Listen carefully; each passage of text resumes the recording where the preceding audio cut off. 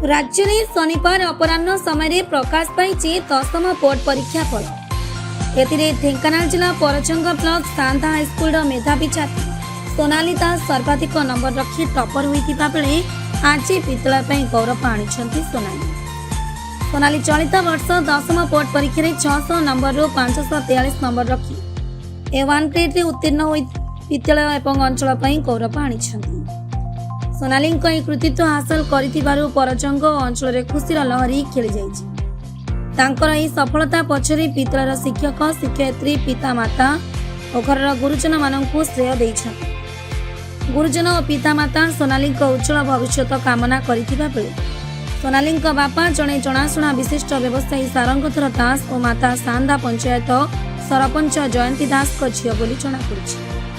तार व्यवसाय आउ पाठ पढ़ार जो मन आपको एपर्यंत आनी से सांदा स्कूल रे पढ़ुले से सांदा स्कूल को जाइए तुमसिंगा स्कूल से जाई मो सांगे से पढ़ी पढ़ा कार्यक्रम शेष कर तार जो मन ताकू आहरी से आग को आगे पारि था मझे मझे डिस्टर्ब कले पढ़ाई सुजोग मझे मझे देले तेणु आउ टी कमिगला तार जहाँ अच्छी से खुशी अच्छी मो झीर मार्क बहुत खुशी अच्छी तेणु से परिश्रम करदेला निश्चित भाव में ता परिश्रम से फल पाई तेणु से चेष्टा करुँच आहरी भल करेंगे तेणु आउ समस्त आशीर्वाद शिक्षक शिक्षयित्री एवं आमर सबू घर परिवार गुरुजन मान आशीर्वाद जो से आज ये जगह पहुँची पार्टी। तो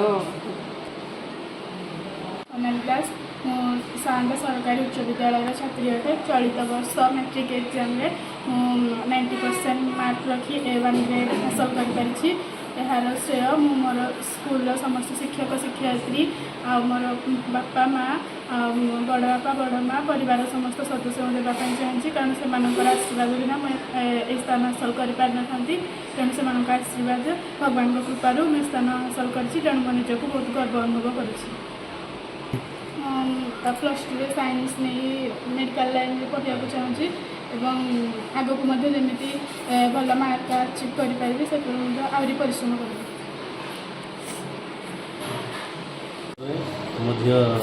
A1 स्तर पाई मुझे बहुत खुशी अच्छी मो स्कूल आम स्कूल सांधा हाईस्कूल प्रधान शिक्षक और तार सहकर्मी मैंने समस्त आमको साहय करते मुख्य मोर बड़ भाई बेसी साहय करते मो झील को लेकर से क्लास कर सार मान को कही समस्त को तार तदारख करते तेणु मु समस्त को धन्यवाद जनाऊँगी समस्ते आशीर्वाद स्नेह आशीर्वाद तापर ओजाड़ी दे था से आग को केमती उन्नति करूँ से लक्ष्य।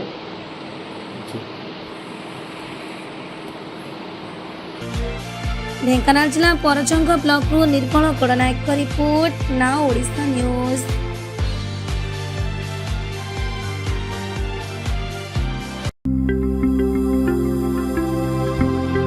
लेटेस्ट न्यूज अपडेट पाई www.nowodisha.com को लॉगिन करंतु।